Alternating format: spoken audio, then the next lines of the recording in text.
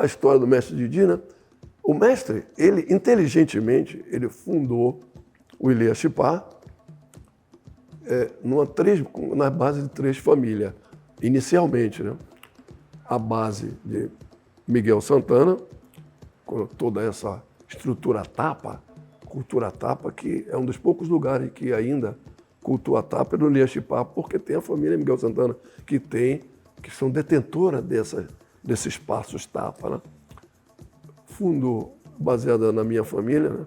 Marco Teodoro Pimentel e José Teodoro Pimentel, né? Que agora sai no Ilê Chipá com o Babá Findi, Marco também com o Babaolu, no Chipá, também na ilha, o Babaolu.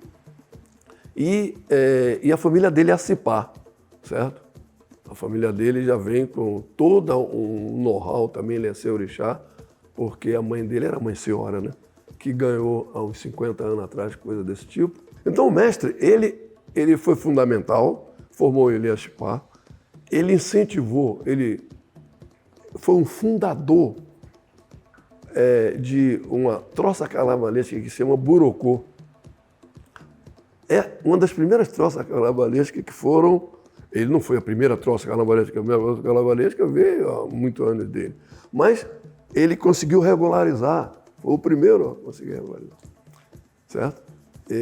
Inclusive, segundo ele, aí eu só digo segundo ele porque eu não tenho prova, mas tem gente que prova, que o turbante do Gandhi veio, quem fez foi Jaguaraci, que era o filho de Miguel Santana, que deu a ideia do turbante do Gandhi, segundo o mestre, certo? Mas eu não tenho certeza porque eu não tenho prova disso. Eu estou falando isso baseado no boca a boca que existe.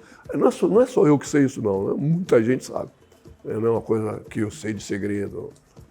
Bom, então, aprofundando mais o que o mestre significa, né?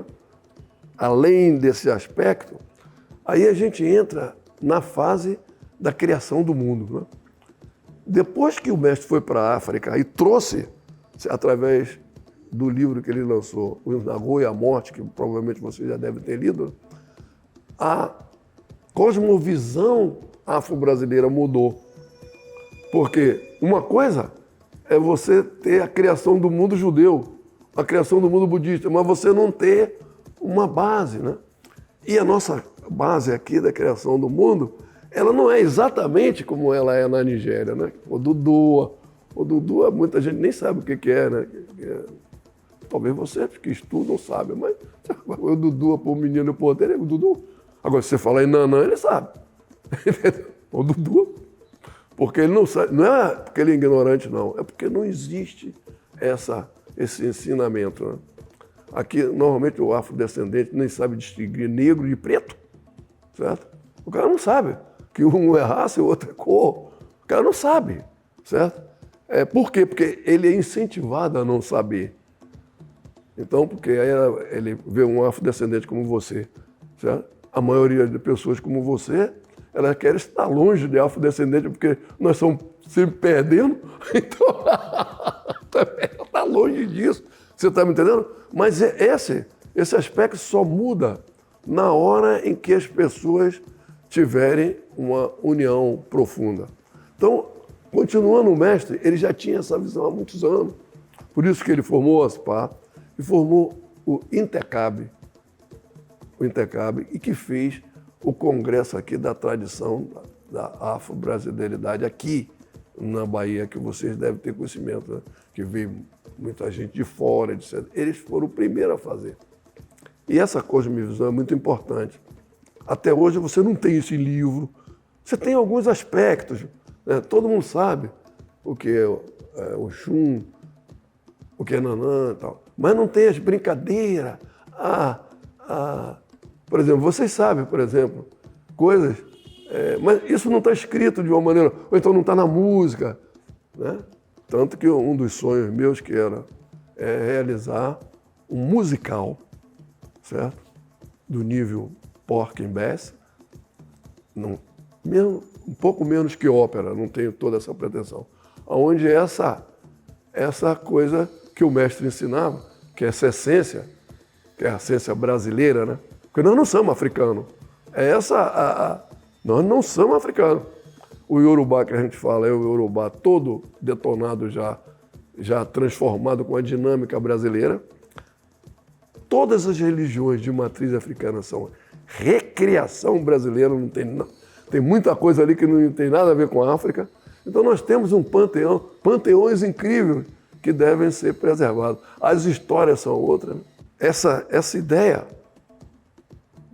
das divindades orixás, quando falei orixá, aí já está falando Queto, Oió, não sei, que eu estou dando uma ideia de Oió. Porque aí, se a gente for entrar em 15, aí... você sabe, eu conheço alguma coisa, mas não gosto de opinar não, porque se você me pedir prova, eu vou me enrolar todo. Então é melhor eu me manter em Oió, que a gente tem um conhecimento um pouco mais profundo, e a minha família é de lá. Entendeu? Então, aí lá vai. Tem o Babalaô, que nós não... E depois do Babalaô tinha as Babalorixá, porque lá a mulher não joga, né? Não tem... Aqui não, aqui as mulheres... Nós não somos africanos, tem que botar isso na cabeça. Então, e ótimo, se não fosse ela, não tinha nada. Então, imagine.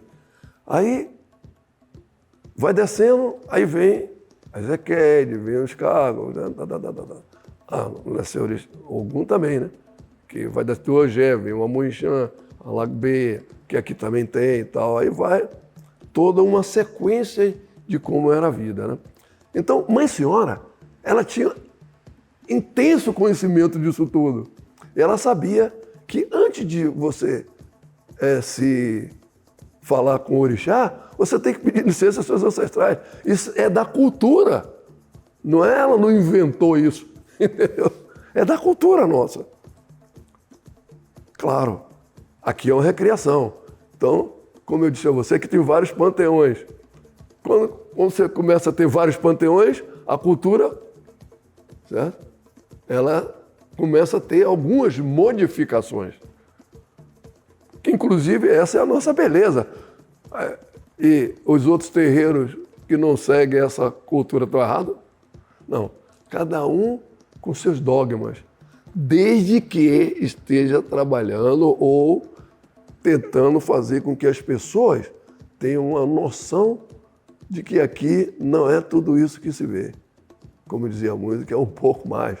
Se ele está fazendo isso, seja ele de qualquer matriz, e ele aprendeu com os ancestrais dele aquilo, corretíssimo. Ninguém tem... Não existe certo. O que aconteceu com ele lá, o Acipá? Por que o Acipá? Isso o neto dele falava muito, porque eu vi isso dele, e ele contava muito isso. Porque, na verdade, Mestre Didi, ele conviveu com africanos. Então, ele tinha um conhecimento de vida, ou seja, experiência de vida, com africanos. O Iorubá dele é o Iorubá que ele falava, os caras africanos entendiam. O meu não. Entendeu? O meu, eu fui falar Omi lá, todo mundo, você até deve saber o que é Omi. O cara teve uma dificuldade de entender pra caramba. Omi, eu digo, esse cara tá brincando comigo, mas não, eu pronunciei errado. Entendeu? Mas o mestre não, o mestre tinha um Iorubá, porque o dele vinha lá de base. E a genealogia, ele descobriu que ele era Supá, porque nessas viagens que ele fazia na África, ele foi apresentado a um rei e ele fez uma homenagem.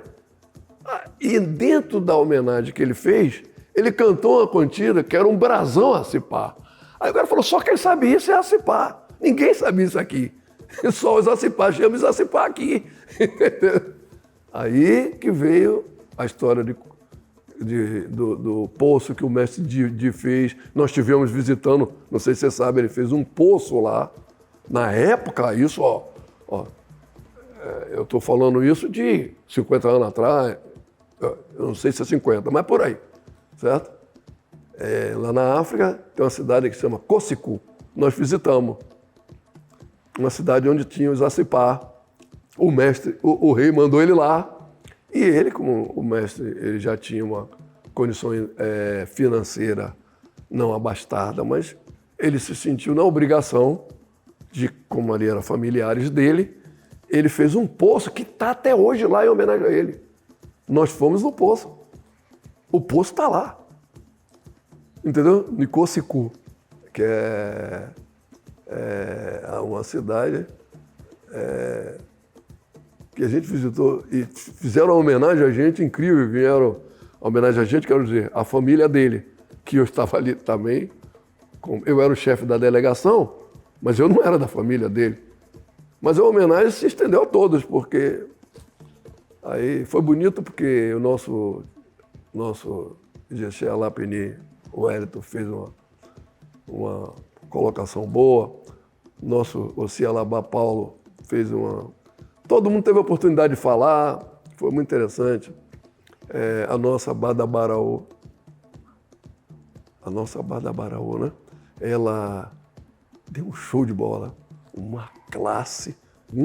Ele tem origem em Itaparica. Agora, se você disser aonde foi, eu não tenho essa certeza toda. Tem o tio Sarafim. Eu tenho umas histórias que são contadas, que vem do tio Sarafim, aí são coisas que são contadas, mas eu não gosto de afirmar, porque amanhã aparece alguém, olha aqui, ó. Porque tem pesquisadores incríveis aqui. Tem pesquisadores que me mandam coisas aqui da minha família que eu nem sabia que existia, certo? Amigas minhas americanas, outras brasileiras, que mandam, olha a sua família aqui, ó. Às vezes, certidão de casamento de gente da minha família, lá de trás, lá no tempo da escravidão. Tá aqui, olha aqui, ó. Olha vocês aqui, ó. Árvore genealógica, como Lisa Cartilho, por exemplo, que é uma pesquisadora fantástica, me colocou nessa árvore genealógica. Incrível, né? Mas por quê? Mas aí é bom porque tem prova.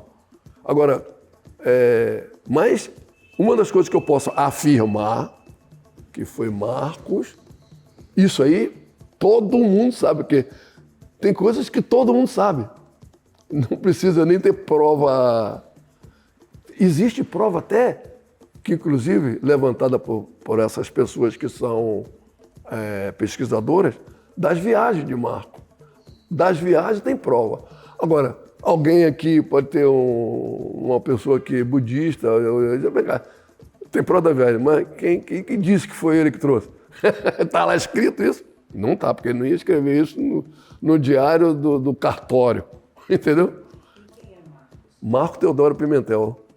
Isso é muito interessante, entendeu? Marco Teodoro Pimentel era o Marco Velho, o Marco Cardoso Pimentel era o Marco filho de Marco Teodoro Pimentel. Eles viajaram para a África e trouxeram essa cultura, ou seja, essa, como se diz, porque isso não é religião, trouxeram toda essa cultura básica que tem por base o nosso grande Egum Babá, o Lucutum, entendeu?